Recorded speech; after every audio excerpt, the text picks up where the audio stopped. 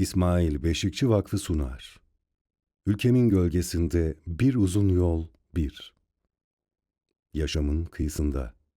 İbrahim Gürbüz. Seslendiren Vedat Kızıl. Ses editörü Kemal Orgun.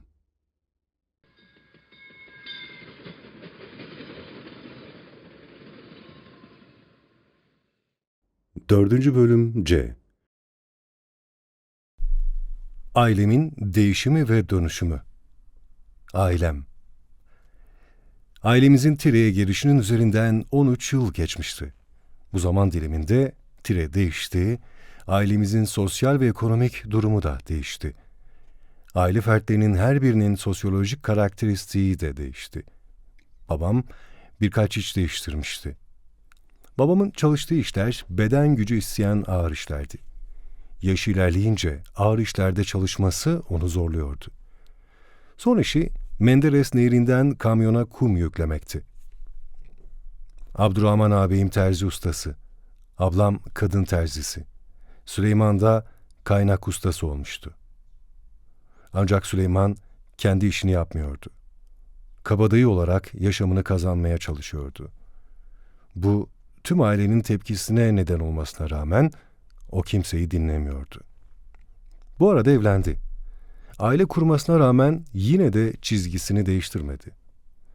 Aslında Süleyman'ın tavrı düzene, dışlanmaya ve ulusal baskıya karşı isyandı.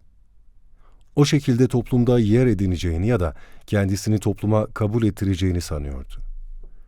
Benim eleştirilerime karşı bu bozuk düzenin Kürt siyasetiyle değişmeyeceğini, kendi yönteminin tek çözüm olduğunu söylüyordu. Buna rağmen benim politik çalışmalarıma kayıtsız kalmıyor, hatta bana göz kulak oluyor ve beni korumaya çalışıyordu. Ama Süleyman'ın kabadayılık sevdası uzun sürmedi. Bir cinayet olayına adı karıştı. En verimli 17 yılını zindanda geçirdi. Ailemin ekonomisi ilk geldiğimiz döneme göre daha iyiydi. Babam iş değişikliği yaptı. Evimizi yakın bir bakkal dükkanına devraldı. İşi artık hafiflemişti. Annemle birlikte bakkal çalıştırmaya başladılar. Bakkal işi matematik gerektiriyordu, bu babamda yoktu. Ancak annemin matematik zekası çok yüksekti. Hiç okul yüzü görmemesine rağmen bütün müşterilerin isimlerini ve ne kadar borcu olduğunu hepsini belleğinde tutuyordu. Annem belleğinde tuttuğu bilgileri akşam olduğunda babamın bakkal defterine yazdırıyordu. Annem olmasaydı babamın bakkal dükkanını yürütmesi olası değildi. Babam çoğu kez veresiye verdiği şeyleri unuturdu. Annem kendisine kızar, "Sen bu bakkalı batıracaksın," derdi. Annem gerçekten evin temel direğiydi.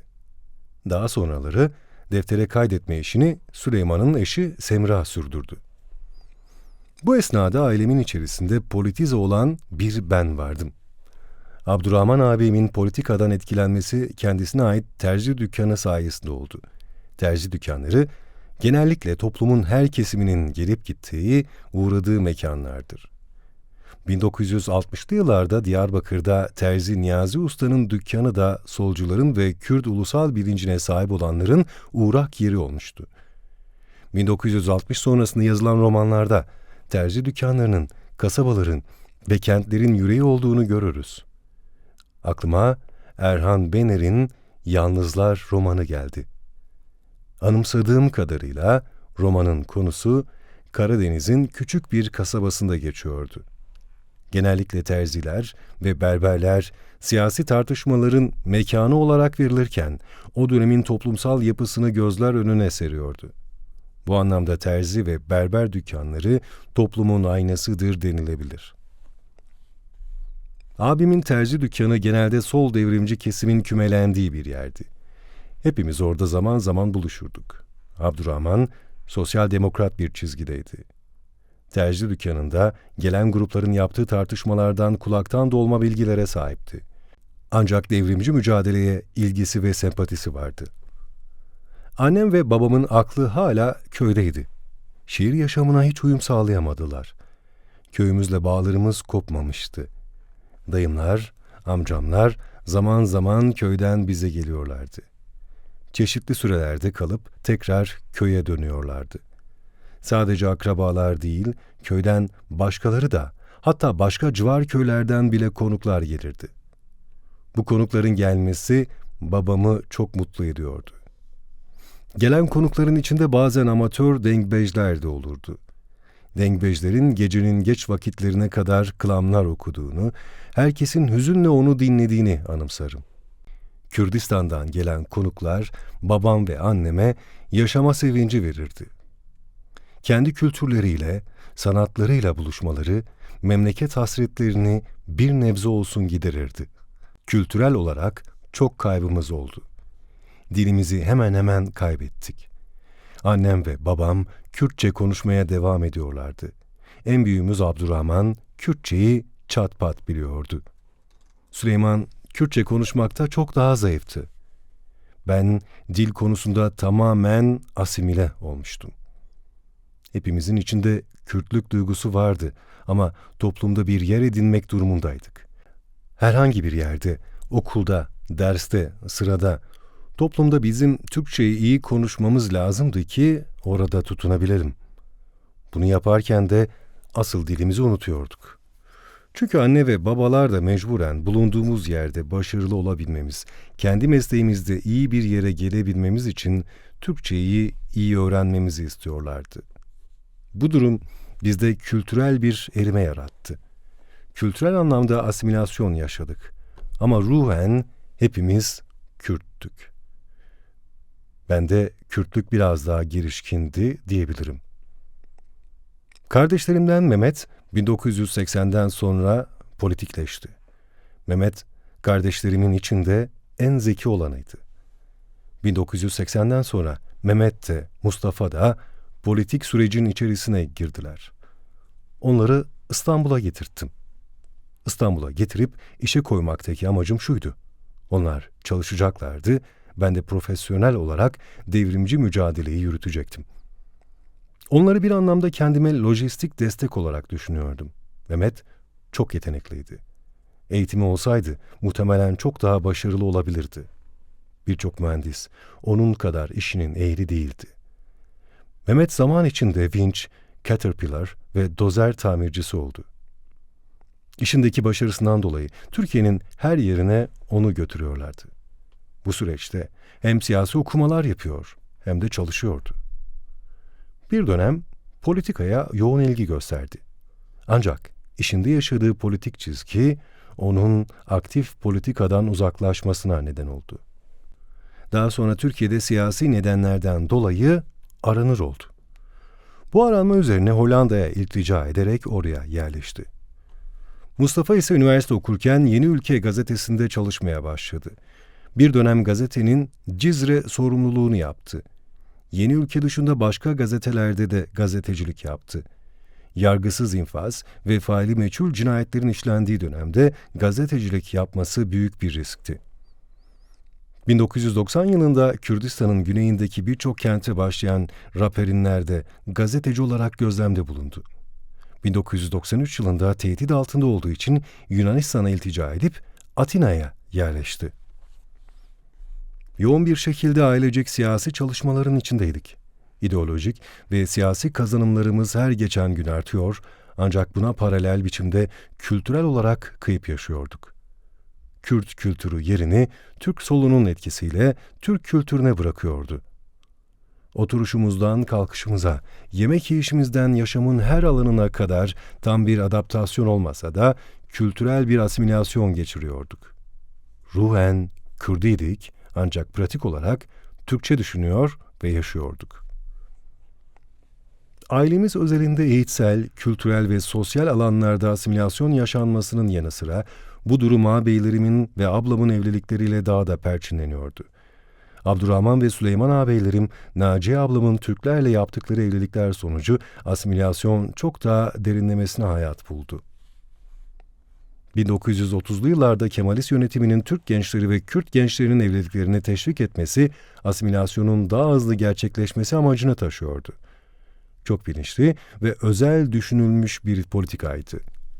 Ancak bizim ailemiz bazında gerçekleşen olgu doğal bir asimilasyondu. Bugün Türkiye'de tahmini 5 milyon Kürt-Türk evliliğinden bahsediliyor. Eğer bu rakam doğruysa, bu evliliklerden doğan 10 milyonun üzerinde çocuğun ezici çoğunluğunun devlet erkini elinde tutan Türk resmi ideolojisinin egemen dili Türkçe ve Türk kültürü nedeniyle büyük oranda Türkleştiklerini söylemek abartılı olmaz. Kava hareketine katılma sürecim ve diğer Kürt hareketleri.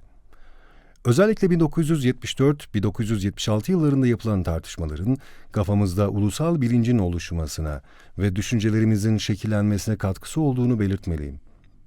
O zamanlar Rizgari, Kava dergilerini ve Türk Solu'nun çıkardığı bazı dergileri okuyordum. Bazen elime Özgürlük Yolu dergisi de geçiyordu. Aynı dönemde Kürt gruplarının çıkardığı başka dergi ve gazeteler de vardı. Dağıtılan bildirileri ve İsmail Beşikçi'nin kitaplarını okuyordum. İsmail Beşikçi'nin özellikle Cumhuriyet Halk Fırkası Tüzüğü adlı kitabından çok etkilendiğimi söylemeliyim. Daha sonraki yıllarda başka kitapları da çıktı. Bu eserlerin düşünce dünyama ve bilincime büyük etkisi oldu. Beşikçi'nin Cumhuriyet Halk Fırkası adlı kitabında Kemalizm eleştirisi konusu çok önemlidir. Sadece bu kitap değil, daha sonra okuduğum kitaplar da yönümü bulmamda etkili olmuştur. 1975 yılında Cumhuriyet Halk Fırkası kitabı teksir halinde elime ulaşmıştı ve hemen okumuştum. Yine 1976 yılında resim defteri gibi çıkan Rizgari dergisinde İsmail Beşikçi'nin Kemalizm eleştirisini içeren bir makalesini okumuştum. Resmi ideoloji, Kemalizm ve Türkiye Cumhuriyeti sisteminin ne olduğu konusunda İsmail Beşikçi'nin kitaplarından çok istifade ettiğimi söylemeliyim. 1976 yılında çıkan Kava dergisinin ilk birkaç sayısında Kürdistan'ın bölünmesi, parçalanması ve sömürgeleştirilmesini konu alan yazı dizisi yayımlanmıştı. Kava'nın bu sayılarındaki yazı dizisinde tarihsel süreç içerisindeki tarihsel olgular, olguların birbiriyle ilişki ve çelişkileri dönemin koşullarına göre iyi irdelenmişti. Kava dergisinde çıkan sömürge tezi, yazı dizisi kafamda çok net bir düşünce oluşmasına vesile oldu. Artık Kürdistan'ın bir sömürge olduğu düşüncesi kafamda iyice netleşmişti. Bu teze göre 1639'da Kasr-ı Şirin Anlaşması'yla Kürdistan ikiye bölünmüştür. Bu birinci bölünme, parçalanma ve paylaşılma uzun bir süreci kapsamıştır. İkinci paylaşılma 1825'te yapılan Türkmen Çayı Anlaşması'dır. Bu anlaşma, İran Kürdistan'ının bir parçasının Rusya'ya katılması olayıdır.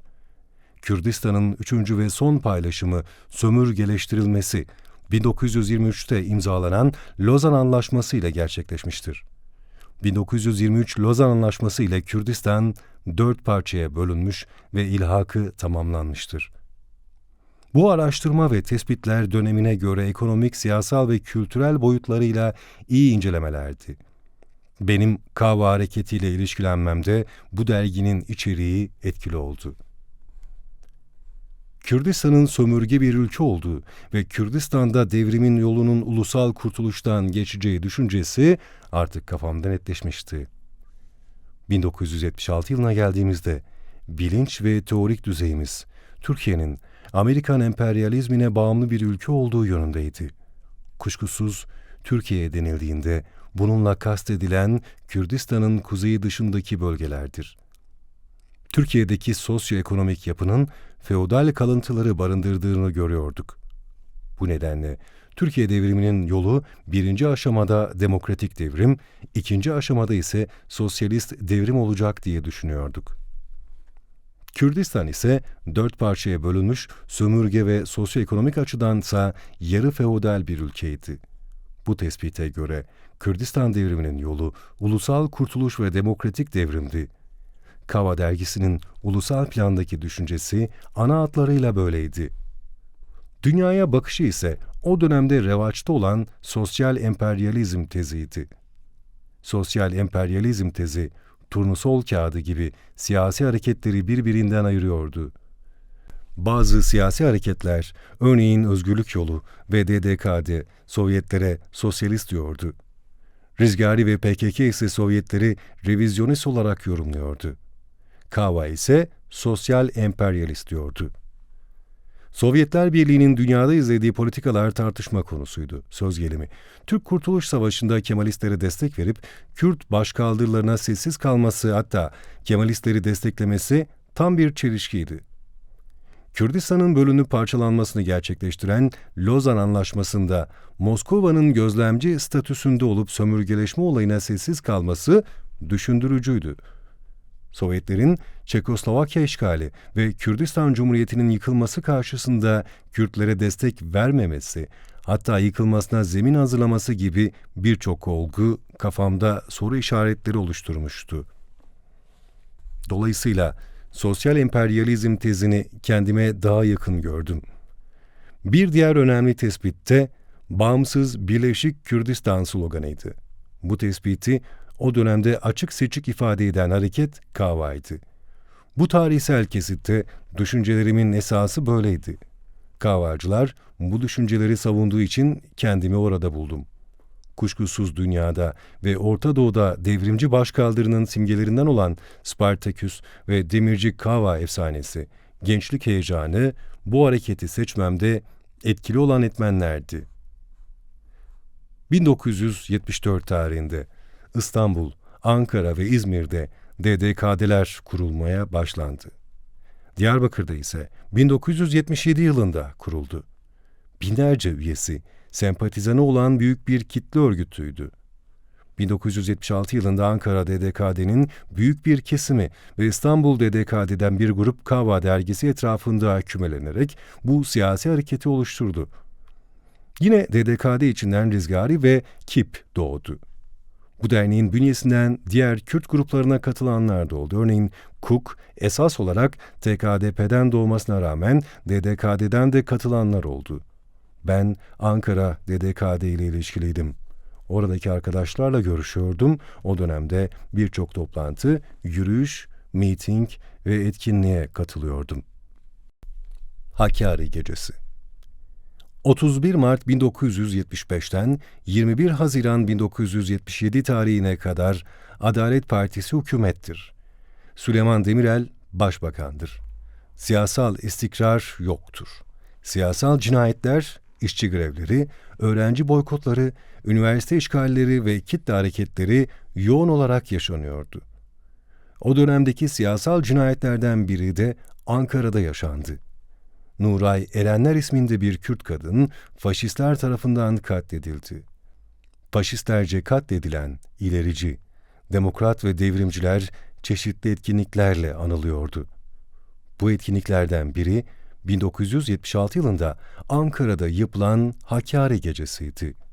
Bu gece o dönemin konjonktürel durumunu yansıtması açısından önemlidir. 1976 ilkbaharında Eskişehir'den Ankara'ya gitmek için otobüs kiraladık. Otobüsün mola yerlerinde etkinlikler, halaylar çekerek, şarkılar söyleyerek Ankara'ya vardık. Hakkari Gecesi, Kürt ulusal duygusunun öne çıktığı bir etkinlik olması nedeniyle anlamlıydı. Ankara, DDKD ile iyi ilişkilerimiz vardı. Ankara DDKD'den arkadaşlar zaman zaman Eskişehir'e geliyorlardı, görüşüyorduk. Örgütsel olmasa bile doğal bir ilişkimiz vardı. Onlar gelip gidiyor, zaman zaman bizler de Ankara'ya gidiyorduk. Özellikle aramızdan tespit ettiğimiz bir iki arkadaş Ankara'ya gider gelirdi. Hakkari Gecesi çok iyi hazırlanmış ve zengin bir katılımın olduğu bir geceydi. Gece Ankara Atatürk Spor Salonu'nda yapıldı. Yaklaşık 40 bin kişinin katıldığı muhteşem bir geceydi. Ankara Hakkari Derneği tarafından hazırlanmış bir etkinlikti. O dönemde başkanlığını Hamit Geylani'nin yaptığı Hakkari Kültür Derneği Yönetim Kurulu tarafından organize edilmişti. İlk kez Kürtlerin kendilerini açıkça ifade edecekleri bir geceydi. Uzun bir sessizlik döneminden sonra Kürtler, kendilerini ilk kez büyük bir spor salonunda ifade edeceklerdi. Hepimiz çok heyecanlıydık. Etkinliğin yapıldığı yerin etrafı yüksek güvenlikli düzeyde polis kuvvetleriyle çevrilmişti. Bu nedenle kitlede hem heyecan hem de tedirginlik vardı. Etkinlikte aralarında Şivan Perver, Rahmi Saltuk, Ahmet Arif gibi ünlü sanatçılar ve ozanlar sahne alıyorlardı. Sahneye önce Rüzgar isminde bir ozan çıktı. Sahneye çıkanların, ki büyük çoğunluğu sanatçıydı, konuşmalarında siyasal konular öne çıkıyordu. Gecenin ilerleyen saatlerine doğru Ahmet Arif sahneye çıktı. Hepimizin ezbere bildiği şiirlerini duygulu sesiyle okudu. İnanılmaz etkileyiciydi. Ramiz Altuk sahneye çıktı. Sazıyla harika türküler söyledi. Herkes sevinç içinde şakalaşıyor, sloganlar atıyordu. Kısacası mutluyduk. Bu geceden sonra bu türden yüzlerce etkinliğe katıldım. Ancak hiçbiri bu gece kadar beni etkilememişti. Belki o dönemde Kürtlerin yaptığı ve benim de katıldığım ilk etkinlik olmasından dolayıdır ki bu kadar etkilenmiştim. Gecede Nuray Erenler'in yaşamı ve mücadelesi anlatıldı. Şivan Perver en sona bırakılmıştı. Bizler heyecanla Şivan Perver'i bekliyorduk. Gecenin sonuna doğru Şivan Perver anons edildi. Şivan Perver'in şarkı söylemesini beklerken onun protestosuyla karşılaştık. Fakat bir şey anlayamadık. Bir anda sahneyi terk etti. Nedenini anlayamadığımız için çok olmuştuk. Sahneye geç çıkarılışını protesto ettiğini sanıyoruz. O geceden sonra Şivan Perver Türkiye'yi terk etti. Etkinin etrafında büyük bir polis ablukası vardı. Belki de o gece Şivan'ı alacaklardı. Ancak Şivan bir şekilde oradan kurtuldu. Şivan'ın bütün şarkıları o dönemde Kürdistan ve Türkiye'deki Kürtleri derinden etkiliyordu. Şivan Perver'in şarkılarının Kürt toplumunun kendi kimliğini keşfetmesindeki etkisi büyüktür. Şivan Perver bu misyonundan dolayı devletin takibi altındaydı. Türkiye'de kalsaydı büyük bir olasılıkla başına bir şeyler gelebilirdi.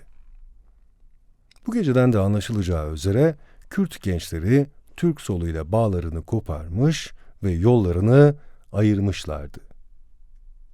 1960'lı yıllardan itibaren Kürt devrimcileriyle Türk solu arasında başlayan ayrışma süreci, yani Kürt gençlerinin Türk solu ve Dev Genç'le ayrışması esas olarak 1969'da DDKO ile başladı. 1970'li yıllarda ise ayrışma daha da netleşti. Ferit Uzun. Burada Ferit Uzun'u da anmak gerek. Ferit Uzun çok önemli bir Kürt aydını ve aynı zamanda sevilen bir Kürt sanatçısıydı. Bir insanın hem şair, hem müzisyen, hem de siyaset adamı olması ender rastlanan bir durumdur. Ferit Uzun, siyaset adamı olmasının yanı sıra şiir yazıp şarkı da söylüyordu. Dilimizden düşürmediğimiz kasette okudu. Em Peşmerge-i Kürdistan'ın diye çok etkileyici bir şarkısı vardı. Mehmet Uzun'la yaptığım bir sohbette, Ferit Uzun'un kendisinin hocası ve aynı zamanda kendisine ilham kaynağı olan kişi olduğunu söylemişti. Maalesef Ferit Uzun bazı karanlık güçlerce katledildi. Bunu Kürtler ve Kürdistan açısından büyük bir kayıp olarak değerlendirebiliriz. Yeri gelmişken kendisini büyük bir saygıyla anıyorum. Kürt sanatının, müziğinin, şiirinin, dengbejlerinin buluştuğu ve ilk kez böyle topluma açık bir etkinliğin bir açık hava spor kompleksinde olması çok önemliydi. Bu program tüm katılımcıların ruhunda, belleğinde, yüreğinde ve vicdanında önemli dönüşümler yaratmıştır.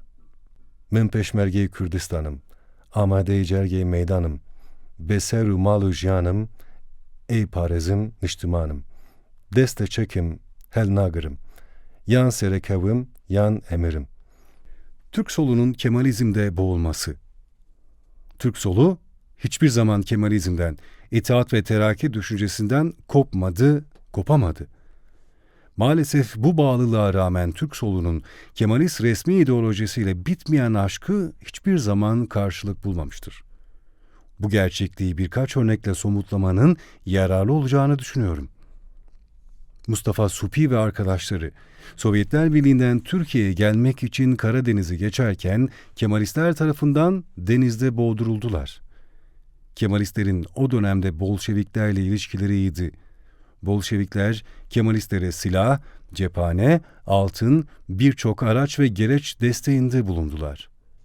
Mustafa Suphi ve arkadaşları da Kemalistleri destekliyorlardı. Bunun üzerine Kemalistlerin icazetiyle Türk Kurtuluş Savaşı'na destek amacıyla Türkiye'ye geliyorlardı. Ancak Kemalist iktidar onlara tuzak kurdu. Mustafa Suphi ve arkadaşlarının gemileri batırılarak boğulmalarına neden oldular. Yaşanan tam bir trajediydi. Kemalistler, iktidarlarının bekası için kendilerine yardıma gelen kardeşlerine bile tahammül edemediler. O dönemdeki Kemalist basın, Mustafa Suphi ve onun arkadaşlarına yönelik büyük bir itibarsızlaştırma propagandasına girişti. Hakaretlerde bulundular. Eşlerine fahişe diye yaftalamalarda bulundular. Ama buna rağmen TKP'de, ondan sonraki Türk sol hareketleri de Kemalizmden hiçbir zaman kopmadı. Bir iddiaya göre Kemalistlere destek olmak amacıyla Karadeniz üzerinden Türkiye'ye gelen Mustafa Suphi ve bazı yoldaşları yaşadıkları baskılar nedeniyle 28 Ocak 1921'de tekrar Trabzon'dan Sovyetlere geri dönecekleri esnada bindikleri tekne batırılarak öldürüldüler. Ancak teknenin hala tam olarak nasıl batırıldığı ile ilgili net bir bilgiye sahip değiliz. Bir iddiaya göre kayıkçıların kayası Yahya Kaptan'ın tekneyi batırdığını ve Mustafa Suphi ve arkadaşlarını öldürdükleri söylenir. Başka bir iddiaya göre ise de silahlı kişilerin bulunduğu ikinci bir tekne onlara yanaşır, Mustafa Suphi ve arkadaşlarını boğmak suretiyle yok ederler. Mustafa Suphi'nin eşi Maria, Yahya Kaptan tarafından cinsel istismara uğrar ve köle gibi Nemlizade Ragıp Bey'e satılır. Bu iddialarla yargılanması istenen Yahya Kaptan, her şeyi anlatırım demesi üzerine mahkemece serbest bırakılır. Bu sözlerinin salıverilmesinde büyük bir etkisi olmuştur. Ancak kısa bir süre sonra Yahya Kaptan, faili meçhul bir cinayete uğrar. Benzer bir konuda bugün bilindiği üzere Türk solunun çok büyük bir bölümü ulusalcı, ırkçı, hatta MHP'li faşistlerden daha kafatasçı bir noktaya gelmiştir. Türk solunun geldiği trajik gün, o yıllardan bugüne Türkiye sosyalist hareketlerinin Kemalizmden bağlarını koparmamasından kaynaklanmaktadır. Çevremizde mangalda kül bırakmayan solcuların gerçek solcu olup olmadığını, daha doğrusu aydınlanmış solcu olup olmadıklarını, Kürtlerin bağımsızlık ve uluslaşma istemlerine bakışından anlayabilirsiniz. Türk solunun ancak ve ancak bir avuç aydınlanmış zihni, Kürtlerin bağımsız ve özgür bir Kürdistan istemini yürekten onaylar. Eğer Türk solcuları Kemalizmin etkisinden kurtulmuş olsalardı, Türkiye'nin mevcut durumunu bugün bu hallerde olmazdı. Çünkü Türkiye'nin sosyal bir hukuk devleti ve demokratikleşmesinin ön koşulu Kürtlerin özgür ve bağımsız olmasından geçer. Aydınlanamayan, özgürlüklere çözümsel yaklaşmayan düşünce sistemleri ve siyasal hareketler sonunda holiganlaşır.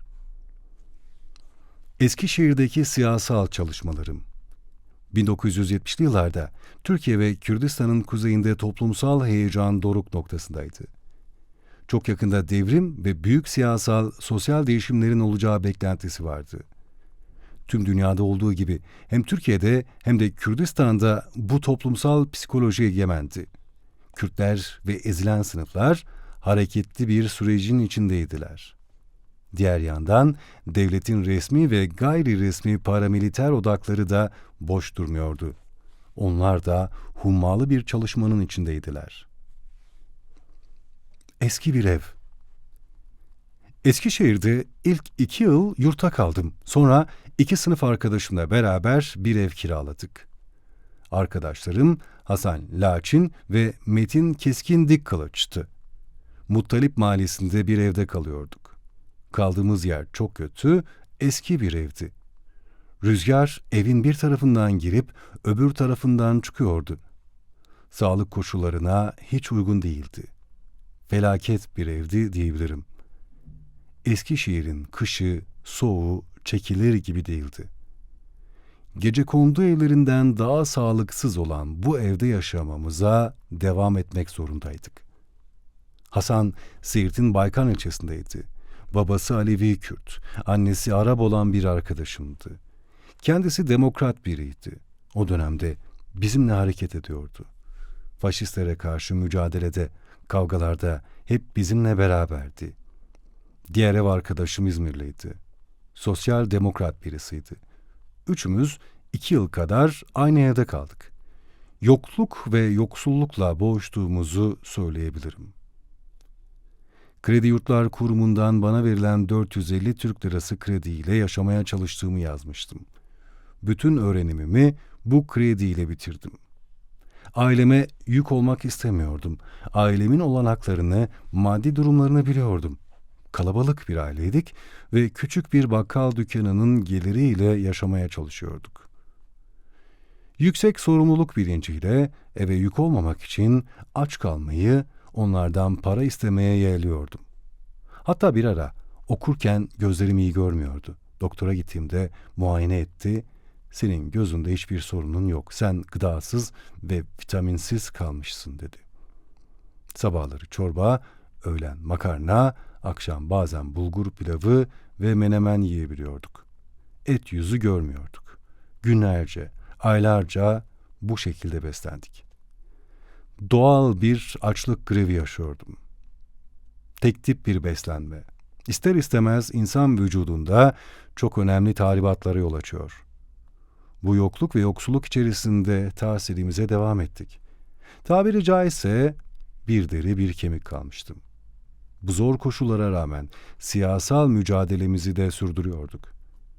Yazdıklarımda fakirlik edebiyatı yaptığım anlaşılmasın. O günün resmini çizerken, özellikle siyasi mücadelede olan Kürt ve Türk yoksul öğrencilerin yaşam koşullarını kendi öğrencilik hayatım üzerinden anlatımımdır. Elbette benim ve arkadaşlarımın yaşam koşullarından çok daha kötü durumda olan öğrenciler de vardı.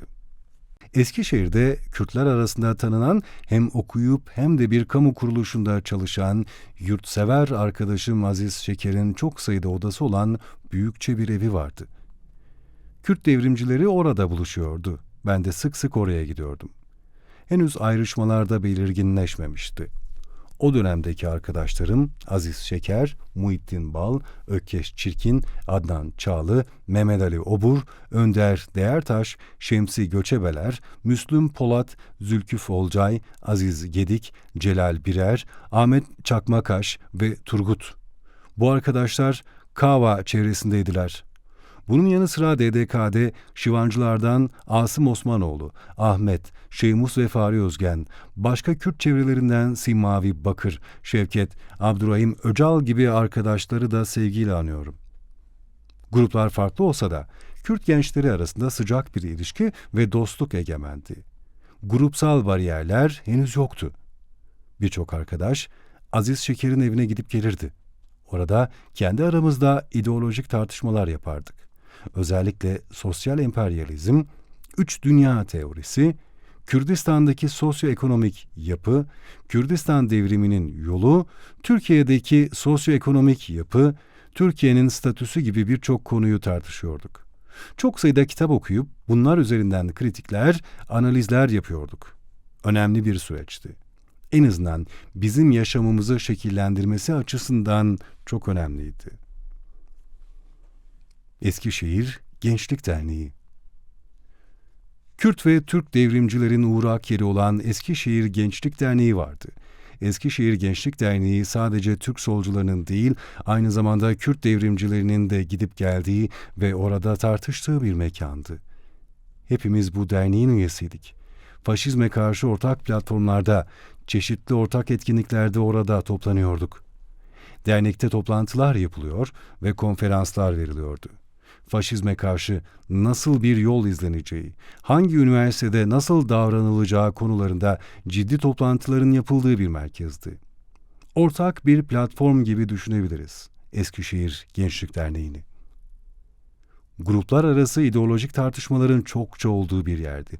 Fakat derneğin yönetimi DHKPC'den ayrılan bir gruptan oluşuyordu. DHKPC'de birçok grup vardı. Başka oluşumlar da vardı. Eskişehir'de DHKPC grupları içerisinde en etkin grup, Dev Gençliği olduğunu iddia eden, liderliğini Seyfi Akman'ın yaptığı Seyficiler grubuydu. O dönem gruplar liderlerinin ismiyle anılması moda gibiydi. Mahirciler, denizciler, seyficiler, apocular gibi. Seyfi, ordudan ayrılma bir subaydı. Bunların Kürt meselesine karşı çok negatif bir duruşları vardı.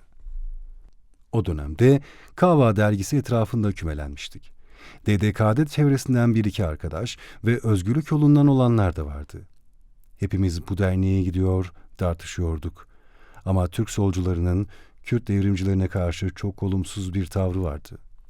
Bizim oraya gidip gelmemizden çok rahatsız oluyorlardı. Hatta bir tartışmamızda bana şiddet uyguladılar. Daha doğrusu beni dövdüler. Bunun üzerine Kava dergisi etrafında toplanan bütün arkadaşlar başta olmak üzere bütün Kürt grupları bir araya gelerek Eskişehir Gençlik Derneği'ne gidip gövde gösterisi yaptık. Vermek istediğimiz mesaj açıktı. Bu tür girişimlerin yaratacağı vahim sonuçların nerelere varacağını göstermek istiyorduk. Amacımız intikam almak veya bir çatışma çıkarmak değildi. Ancak neredeyse bizimle Seyficiler arasında bir çatışma yaşanacaktı. Neyse ki sağduyulu yaklaşmamız sonucunda engellendi. Eğer bir biçimde sağduyulu davranılmamış olsaydı, belki de bu iki grup birbiriyle çatışıp başka zararlara da neden olabilirlerdi. O dönem faşistler Eskişehir'de çok güçlüydü. Kürt gruplarla Türk solu arasında böyle bir çelişkinin olması, faşizme karşı olan mücadeleyi de zayıflatacaktı. Bu nedenle kavga ya da çatışma olmadan bu tehlike bertaraf edildi. Seyfi Akman'ın MİT ajanı şizofren biri olduğu söylendi. Daha sonra Seyficiler grubu dağıldı. Seyfi de ortadan kayboldu. Bu grubun üyeleri bir müddet sonra çoğunluğu TKP'ye katıldı.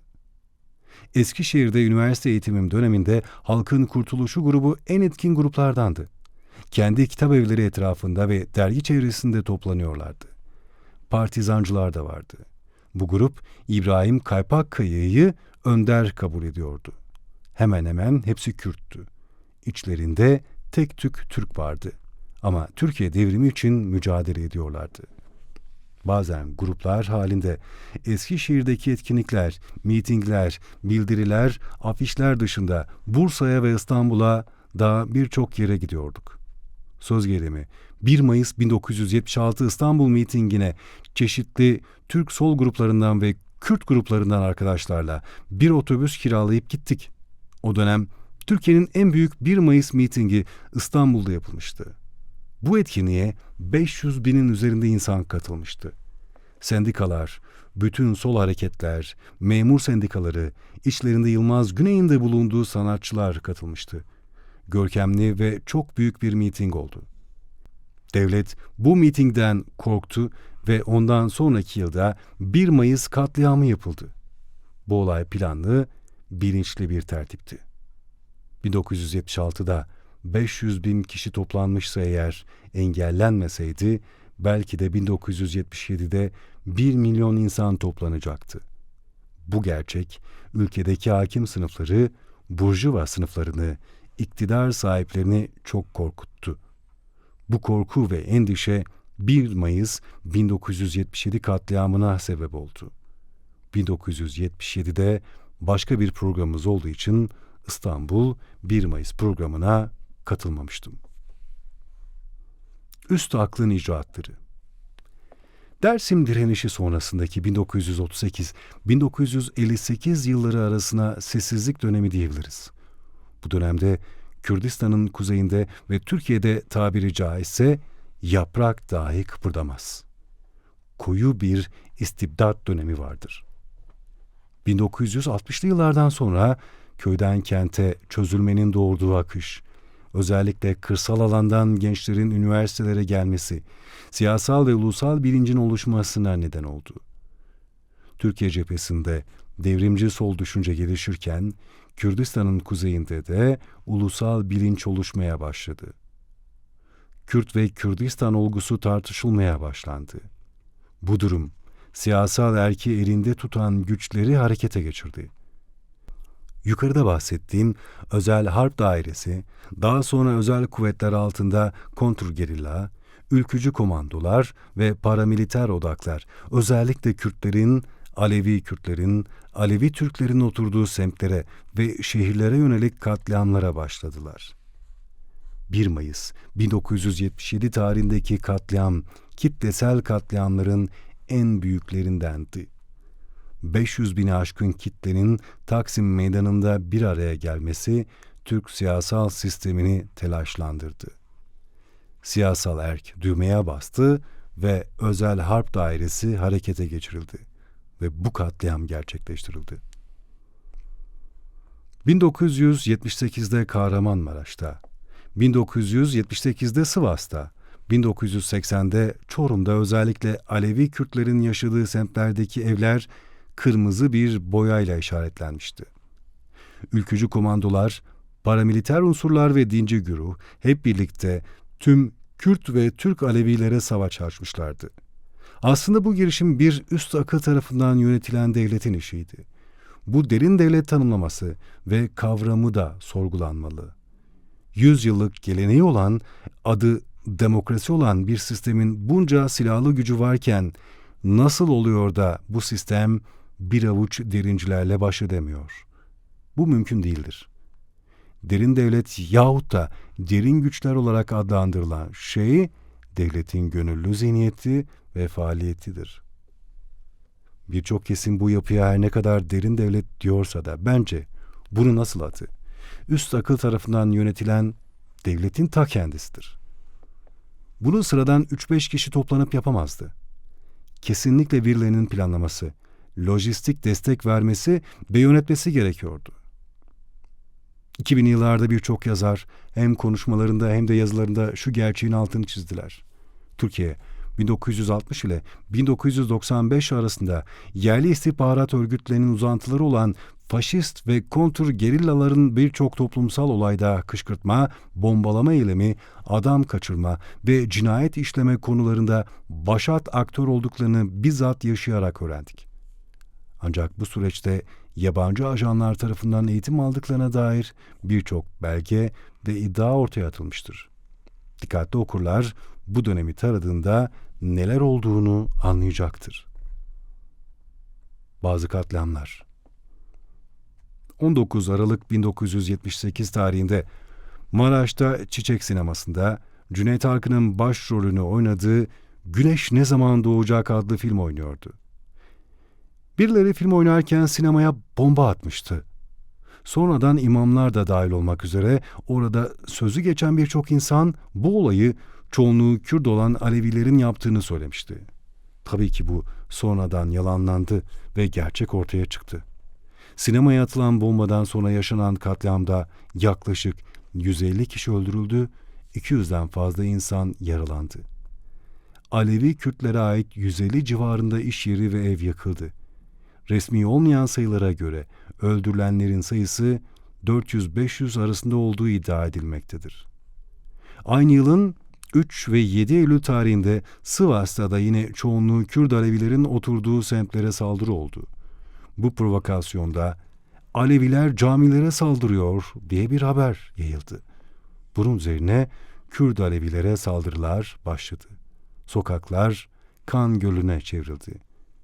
Yıllarca iyi niyetle komşuluk yapan Sünniler ve Aleviler bir anda birbirlerine düşman kesilmişlerdi.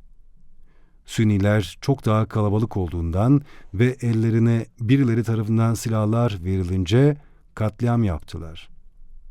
Bu saldırgan grupların içerisinde ülkücü komandolar ve dinci şeriatçı gruplar başı çekiyordu. Evlere, dükkanlara, kaldırımlara Allah için savaş sloganları yazılmıştı. Bir de camiye bomba atılar yalanı ile olay iyice körüklenmişti. Her iki olayda da güvenlik güçleri hem olay yerine geç geldiler hem de seyirci kaldılar. Hatta yer yer faşistlere lojistik destek verdiler. Dava dosyalarında buna ilişkin onlarca görgü tanığı olduğu bilinir. Sonuçta 20'ye yakın ölü, yüzlerce yaralı. 1980 yılının Mayıs-Temmuz aylarında Maraş'takine benzer bir katliam Çorum'da yaşandı. Burada da özel harbin taşeron örgütleri, ülkücü faşistler ve gerici odaklar organize bir şekilde çoğunluğu Alevi olan Kürtlere saldırdılar. Bu olaylarda en az 60 kişi öldürüldü, yüzlerce kişi yaralandı. Maddi hasarın boyutlarına burada yer vermem olanaksız. 2 Temmuz 1992'de Sivas'ta aydınlara ve yazarlara yine aynı odaklarca saldırı yapıldı. Güvenlik güçleri yetersiz kalmıştı ya da yukarıdan bir emirle olaylara kayıtsız kalındı. Madımak Oteli'ne sığınan bir grup yazar, buradan telefonla iktidar yetkililerine ulaşmalarına rağmen saldırılar devam etmiştir. Otel ateşe verildi, 33 aydın, 2 otel çalışanı olmak üzere 35 kişi yaşamını yitirdi. Askeri birlikler, itfaiye ve polis olayı engellemek yerine seyirci kalmışlardır. DYP, SHP koalisyonu Başbakanı Tansu Çiller'in "Çok şükür otel dışındaki halkımız bir zarar görmemiştir" sözleri hala belleklerde. Bu ifade bir ülkenin başbakanının gafı mı, cehaleti mi, yoksa bilinçli bir tercihi midir acaba? Sivas Madımak Oteli'ne sığınan, düşüncelerinden ve yazma eyleminden başka hiçbir suçu olmayan Türkiye'nin değerli aydınları acımasızca cayır cayır yakıldı. O günkü manzara ile Nazilerin fırınlarda yaktıkları insanlar arasında ne fark vardır? Topluca bir katliam söz konusudur. Otel cayır cayır yanarken o güruhsa "Yakın, daha çok yakın, ölsün kafirler" diye naralar atmaktadır. Özel harbin Türkiye ve Kürdistan'ın kuzeyinde onlarca katliam, suikast gerçekleştirdiği bir sır değildir. Birçok araştırmacı ve yazar bu konuya ilişkin onlarca kitap kaleme almıştır. Bu katliam ve suikastlerin asıl hedefi Alevi ve Sünni Kürtlerdir. Madımak Oteli'nde de katledilenlerin çoğu ise Alevi Kürttür. Tarih boyunca mazlumlara yapılan bu katliamlara karşı ezilenler hiçbir zaman insanlık dışı yollara sapmadı. Dünyada en mazlum milletlerden biri olan Kürtler meşru, doğal ve insani haklar talep ettiler. Hiçbir halka zulüm ve haksızlık yapmadılar.